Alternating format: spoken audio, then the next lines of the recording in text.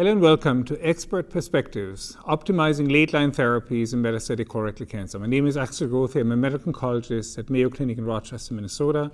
I'm joined here in a panel discussion by Dr. Howard Hochster from Yale and Dr. Eric van Cutsem from Leuven, Belgium. So welcome. Thank you. Welcome. So we'll talk about a very interesting topic, optimizing treatment approaches for metastatic colorectal cancer. And we've known each other for a long time. We've seen a lot of advances in colorectal cancer. And Howard, nowadays, patients live 30 plus months in metastatic colorectal cancer and clinical trials. What has driven the improvements compared to, let's say, 10 years ago when our outcomes were barely scratching, let's say, 2 years? Right. Well, I think the major progress has resulted from the number of agents that are available. I mean, when we only had 5-fluorouracil as a single agent and people tried to make it work using all kinds of modulation, invariably the median survival in all the trials was around 13 months.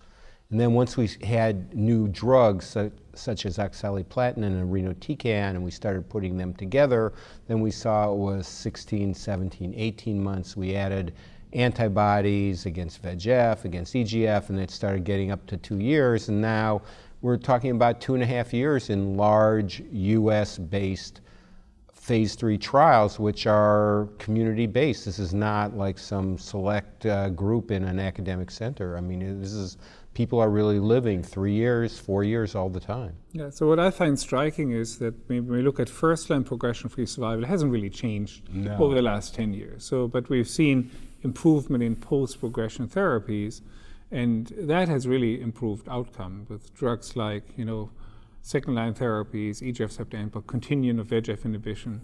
And now we have two new kids on the block, more or less, that compete about later-line therapy, regorafenib and TAS-102, which I think is something we need to talk about. So Eric, regorafenib, TAS-102, you are very involved in both of these agents. So can you walk us through a little bit of the data?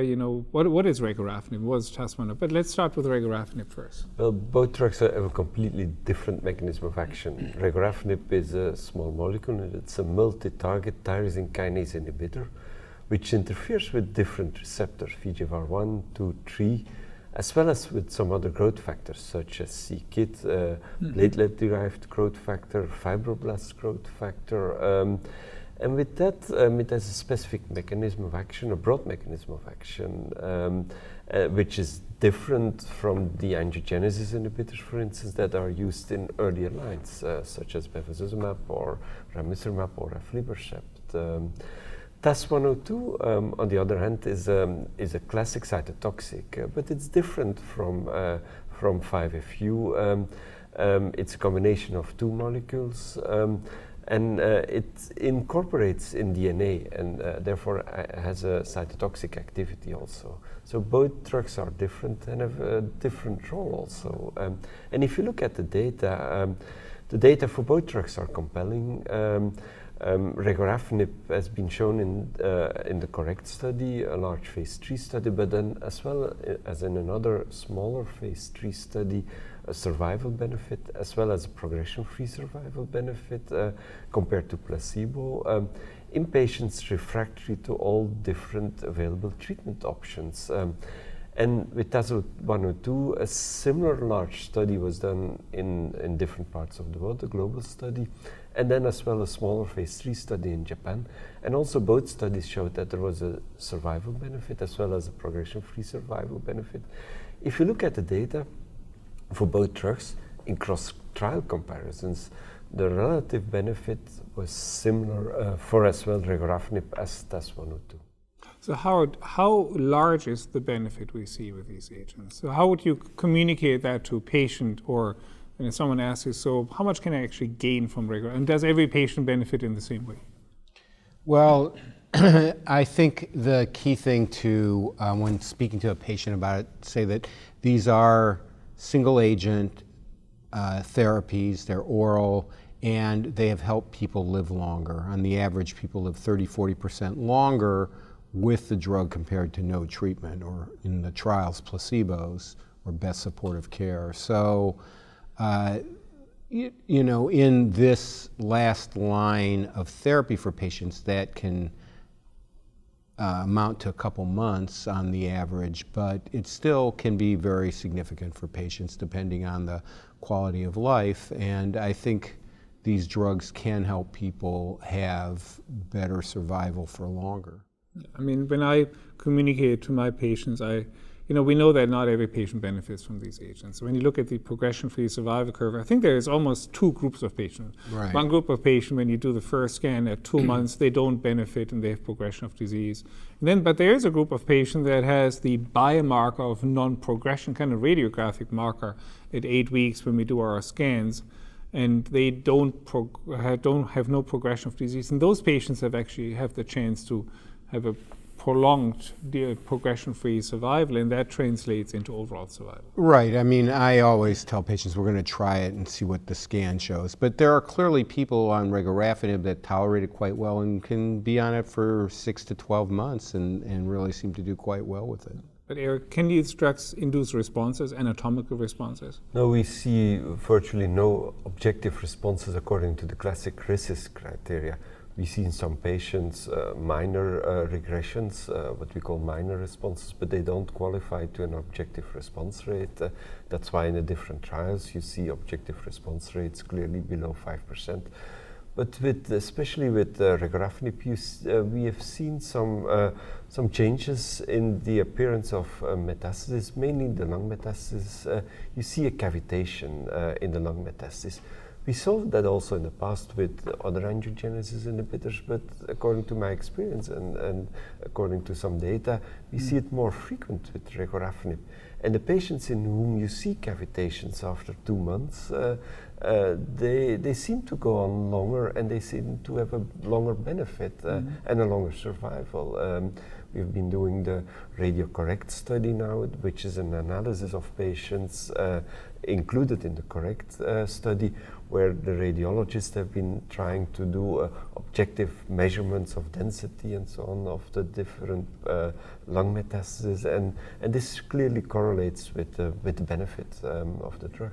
Right, we've seen that too. The tumors don't shrink, so if you try to measure them, you don't get a response, but they kind of hollow out from the inside out, and therefore there is clear biologic activity.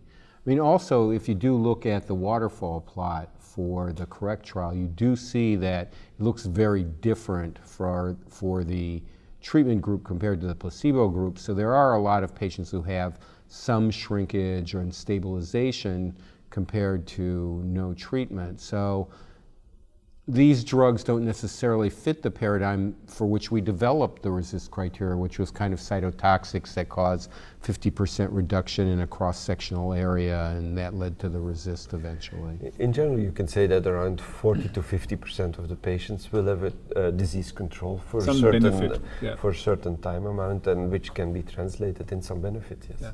So when we talk about this also because we don't really have a predictive biomarker yet that can, or any marker that could really identify patients. So we're really give it a try, and I try to get patients through the first 8 weeks and then get a scan and see what happened. And then it's kind of a almost dichotomy, you benefit or you don't benefit, or you have no progression of disease or you progress. With TAS102, we will never have a biomarker. With regorafenib, there are some interesting, appealing data, but it's not very likely that at short term we will have that in clinical practice. The taxonomy, the consensus molecular subtype, there are 2 molecular subtypes which seems to benefit a bit more from regorafenib, the CMS2 and CMS4 subtype.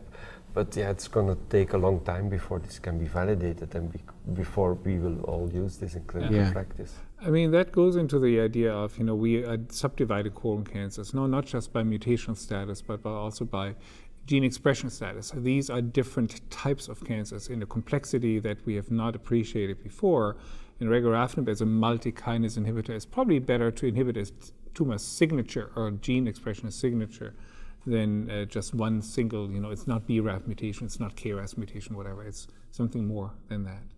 Right. I mean, and it's interesting because it does kind of bring up the role for dirty kinases, these kind of pan kinase inhibitors as opposed to very specific targeted kinase like the BRAF V600E. this kind of drug, we don't understand who it works for as well, but it seems to hit enough buttons on enough tumors and enough people that there is clinical benefit. Mm-hmm. So let's talk a little bit about management, because as you said, TAS-102 and regorafenib, very different drugs, mechanism of action, but also toxicities are very different.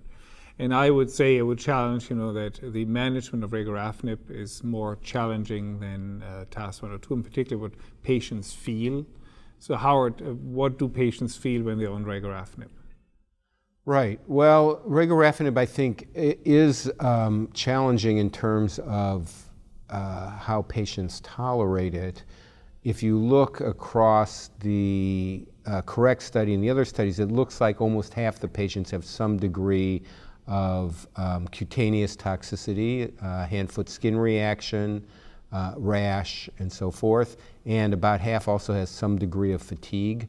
So, this is a group of patients that maybe 20% in the placebo group also have fatigue, but you have a lot more, and you have grade 3 fatigue and hand-foot skin reaction with the drug in a substantial percentage of patients, maybe a quarter of patients. So that's needs to be dealt with kind of up front in a prophylactic way. There are voice changes very frequently.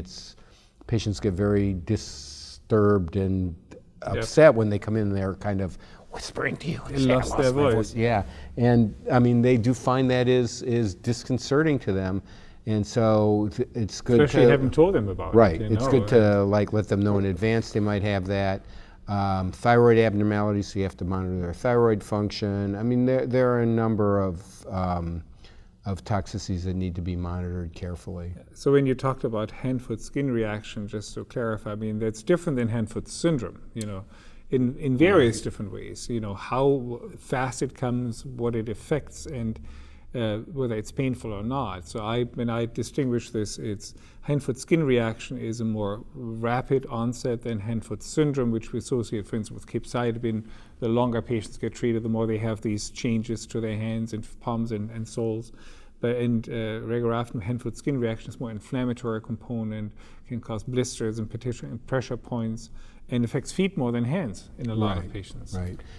Yeah. The theory behind it is that because the regorafenib inhibits VEGF and FGF, you can't repair the pressure damage to the skin as easily, and then you start to develop these lesions, sores, breakdown at areas of pressure. So it's very important to kind of educate patients in advance how to prevent that. So Eric, what do you have here? And the two most important aspects are what you said is that it occurs rapidly.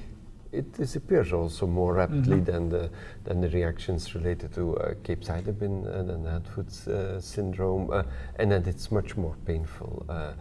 So we educate patients as soon as it occurs that they should contact the medical team, and also some general measurements such as not wearing shoes that are pressuring too much on their feet. Some of these general advices are extremely important for the patient. So talking with them, giving them the right information is crucial in this, and educating them. And once it occurs or it becomes painful, of course, later on dose reduction, you have to stop the drug, and then when you restart, dose reduction may be necessary in these patients. When I talk to my patients, I really highlight the voice changes, fatigue, and hand-foot syndrome, hand-foot skin reaction. Voice change and fatigue is hard to deal with, but I think, for quality of life, and patients can't walk anymore, that's really impairing their quality of life. I tell them to remove calluses, the pressure points, from wear comfortable shoes. I actually jokingly tell them get a pedicure, but don't not just to get your toenails painted, really get use urea-based keratolytic lotions. Actually, there are prospective trials ongoing right now that try to investigate a step-like approach, like what we use for EGF-receptor antibodies, with something similar, but using clobetasol, which is a topical steroid, to get the inflammatory component under control. So there's a lot of research going on right now, which I think is important to get our patients' quality of life better. Now, I know, and we've talked about this in previous sessions, we all use regorafenib a little bit of different in, the starting dose. And we should actually probably present to the audience 3 different ways of dealing with this. Howard, what do you use? Well, the standard package insert dose 160 milligrams. Right. So the standard is they're 40 milligram pills, and so the standard is 4 a day, 160 milligrams. Because we've used that pretty successfully in the trials, I tried to start at that dose for most patients. If I think that they're more precarious or a little bit less robust, then I'll start at 120. But I kind of try to start people at 160 and see how they do, and then cut it down to 120, or maybe stop before the 3 weeks is up if they start to develop toxicity. And how often do you see them or contact them? We really need to see the patients every week during the first month. The toxicity is pretty rapid onset. Patients don't really call all the time because they don't think these are that significant, because they're not having fevers, shaking, chills, the usual stuff. So it's good to see them, or at least have your clinic nursing staff be in touch with them to really evaluate the degree of side effects they're having. Okay, Eric, what do you do? Yeah, in the beginning, of course, we started also all our patients with under 60 milligrams. Today, the majority of patients are started with under 20 milligrams. Occasionally a young patient in very good condition, we start with under 60 milligrams, but the majority with under 20.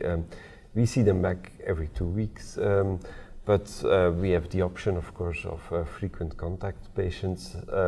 These are patients that are already know the clinic, know the physicians, so they know how to reach the team very easily. And you tell them, as soon as something happens, call us. And they do that. So that's why we see them every 2 weeks. And then at week 4, so when we have to restart a new cycle, then we decide whether we go on with 120 milligrams, or eventually we go up to 160. There are some patients who go up to 160, but there are more patients who stay at 120 milligrams. And I can see that if we compare with now and 2 years ago, that we have changed a little bit our practice. We never start at 80 milligrams. If we feel that the patient is too weak to start with under 20 milligrams, then we wonder whether that's really a good patient to start with regorafenib. So the counterpoint that I have is most of my patients actually, even if they're in good shape, start with 80 milligrams. Not because I'm more concerned of keeping the patients on dosing without breaks until the first scan, at 8 weeks. Because these data we just don't have yet, whether how much dose intensity you actually give patients, whether you start with 160 and have to stop and dose reduce and whatever, until patients go to 8 weeks. But we are running a study right now where we use this standard approach, 160 and then titrating down, which is package insert, or we're using what we've piloted at Mayo, which is 80 milligrams for 1 week, so 2 pills for one, then escalating to 120 to 160 milligrams, and then patients have a week off after they reach the highest dose, if they get there. And then at cycle 2, as you said, can determine what's your best dose for you. And we've seen over time in some analysis from our study, the correct study, for instance, that the side effects actually attenuate a little bit over time, even if you continue patients on treatment. So there's some patients getting used to it, affect tachyphylaxis, I probably don't know tachyphylaxis, but I think in the end, a lot of patients end up in my clinic, those patients who are on it long-term are at 120 milligrams. That's probably the dose that most patients can tolerate longer term, because even if you titrate up and down, you end up at 120. Yeah, it's probably not going to be a big difference in outcome with the different approaches. I completely agree. I think 120 milligrams is probably the sweet spot for a lot of patients. That. So we talked about patient selection a little bit. Howard, what is the most important? What is a patient you would not offer regorafenib? Well, I think it's a difficult drug for performance status 2 patients, especially if they're 2+, which usually we give patients the benefit of the doubt. So I think that's the key thing. They need to be compliant. They need to be able to get back and forth to the clinic a little bit so that you can make sure they're okay. They need to be able to have enough social support to take care of their skin. It's not always so easy to rub emollients on your own feet. It's good to have somebody else around to give you the foot massage. So, I mean, those are all some of the kind of psychosocial considerations. So kind of as a kind of general guideline, if you feel hesitant to offer a patient regorafenib, don't. Probably a good rule of thumb. So and on top of that, also the organ function, of course, bilirubin, and the classic organ functions are important. So what data do we have in terms of quality of life? Because I know we did some analysis, concur and correct, and I do believe there is at least the data that I am aware of, there's quality of life is not deteriorating because it kind of balances out the side effects, but also patients have the anti-tumor effect. Patients live longer on average, on regorafenib than on placebo, for instance. So I do believe the quality of life is not the main issue that patients have at that point. If you know how to dose and treat and manage side effects, I think that's... The experience is crucial. The experience of the medical team is crucial in this, and the learning curve is clearly there, and that's what we have seen. But that's with a lot of agents. I remember when taxanes, paclitaxel came about, and we were all scared about the hypersensitivity reactions and whatever, and oxaliplatin is a learning curve managing neurotoxicity. I mean, Howard and I worked on that quite a bit, and I mean, nowadays it's things we learn to deal with. Howard, the question that I have, because you're so stuck with the package insert, do you use capecitabine at the 1250 BID milligrams per meter squared dose? I almost never use capecitabine, but especially if I do, use it in the CAPOX regimen or CAPOX or maintenance at the lower dose. I mean, I don't give it single agent the way the package label would indicate. Because I just don't use it that way. There we follow it probably in Europe a bit more than you do in US. And interestingly, there were some data published a couple of years ago in the GCO that there was a difference in the tolerance between US patients and European patients.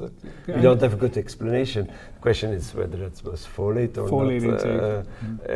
That is more added in the US to the cornflakes and other cereals. I think it's just the Belgians don't complain about it. They're very stoic. Oh, I can tell you. It's not only the Belgians, it's also the other Europeans. So coming from Germany to America, I used a lot of CAPOX, with the standard dose. I tried to use the same dose in America, and patients crashed. I mean, there is something to this publication that was in JCO. It's beyond just the attitude toward, let's say, Belgian chocolate versus German beer versus American cereal, Okay.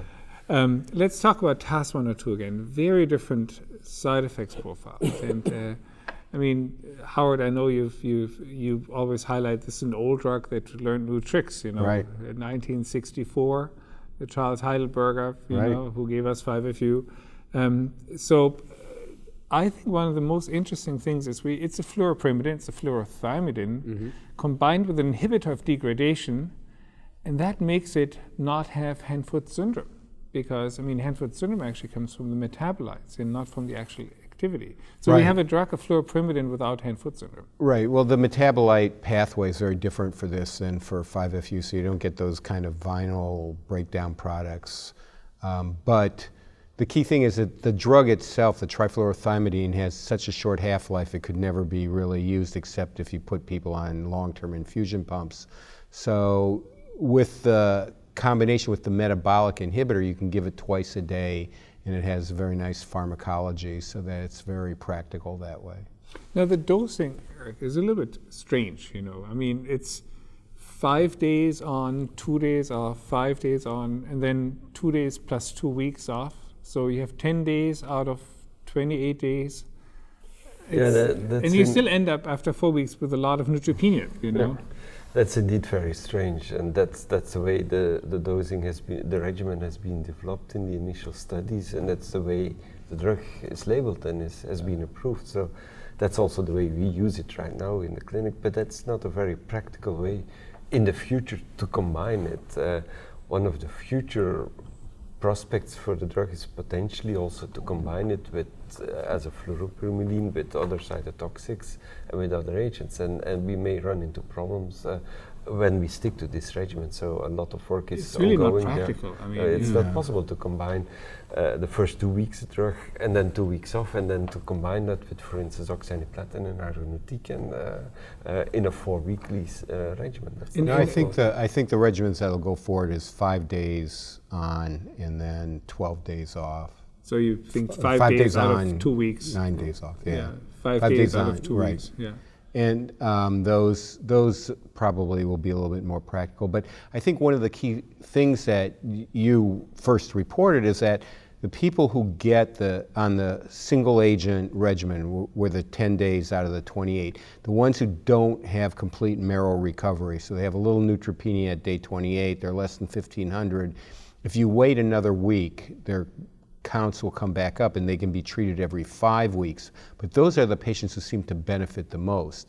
And in those patients, it's better to stretch out the dosing to every 5 weeks than to try to reduce the dose. Yeah. So I think that's a very important thing for treating physicians to know. Yeah, I mean, So so it's not different. dose reductions, but delaying the next cycle, which makes it even at least, with this Right. strange way of giving it right now, makes it even more difficult to combine with other chemotherapy. Right. So in some ways, we have a drug that's active, and we still need to run phase 1 trials in combination actually quite a bit. And, there are so many variations to the theme of oral therapies, it's going to keep us busy, over the next So let me, so TAS 102, we talked about neutropenia, not a lot of febrile neutropenia.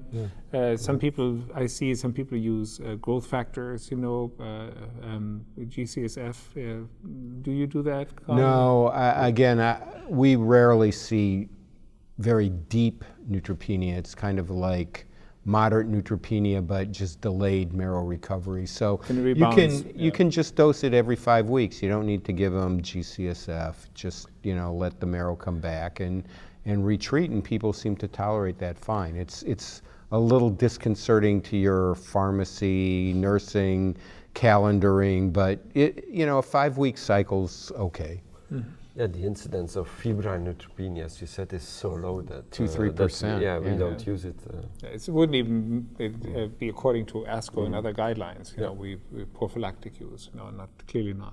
So we have 2 different agents. They're very different in mechanism of action, very different in toxicity, subjective toxicities, I think. We talked about combinability. TAS 102 could be more combinable, but we need to figure out how to dose it, whatever. So let me, just to kind of close this off and venture into something which is now off-label, and because where do these drugs go? I mean, we've seen for both drugs, at least trials that are being developed and have been reported in gastric cancer, for instance. I mean, Eric, some interesting data with regorafenib coming out of Australia, the AGITG group. Yeah, indeed, the Australians have done a randomized phase 2 study in later lines, pre-treated patients, where patients were randomized between placebo plus best supportive care versus regorafenib plus best supportive care. And they've shown in a randomized phase 2 study that there was a better progression-free survival in patients treated with regorafenib.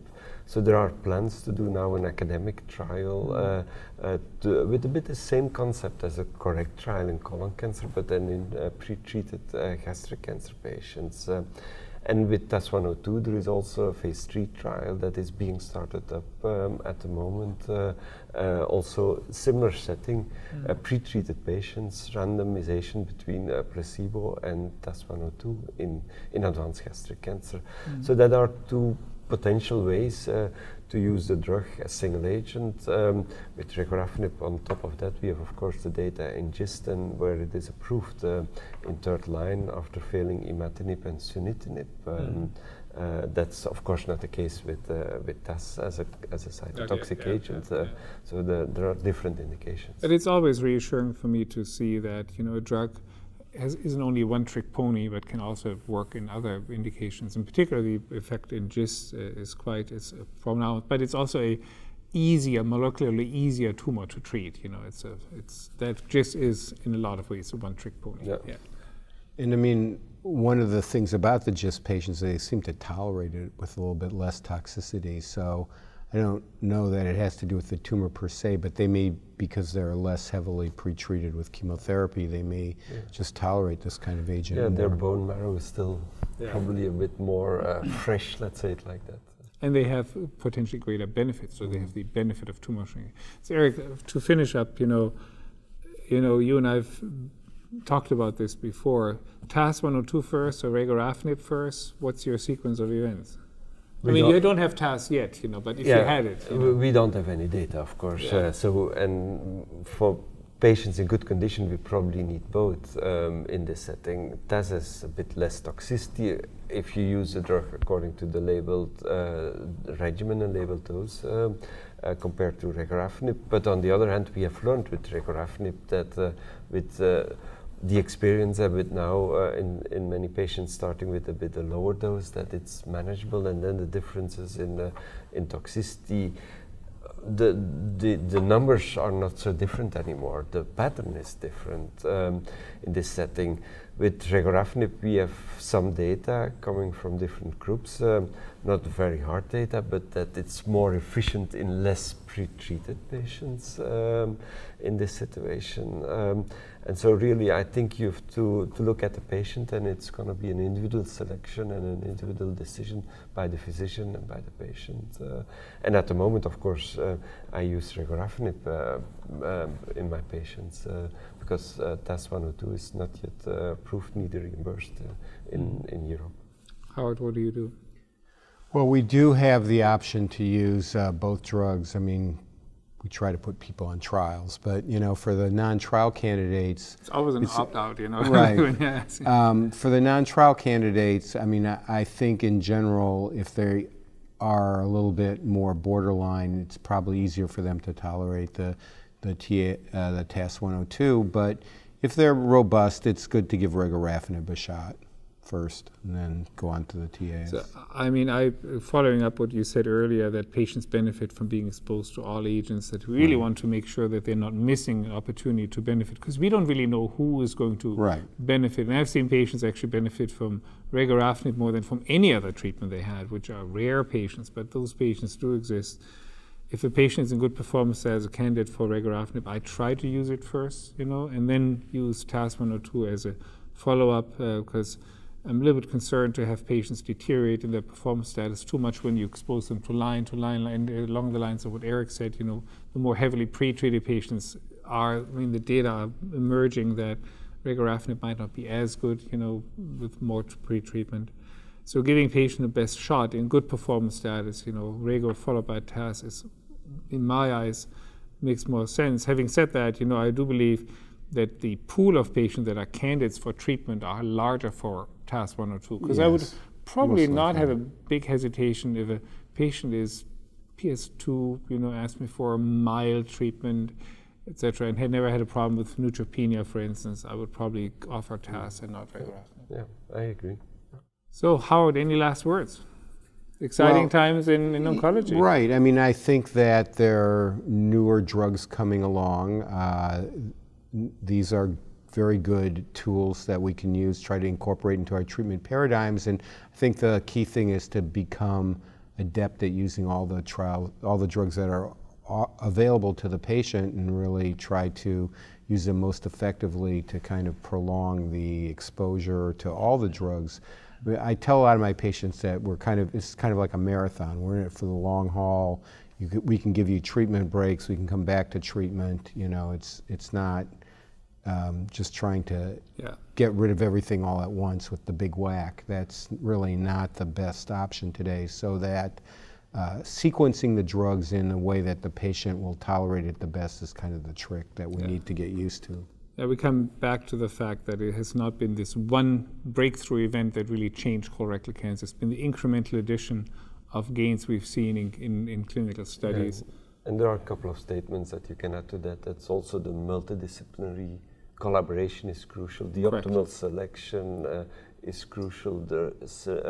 Using the right sequence, the right strategy, and right continuum of care. And the experience that we have. I mean, that is, I think, a great point, because patients live longer in experience with experienced oncologists.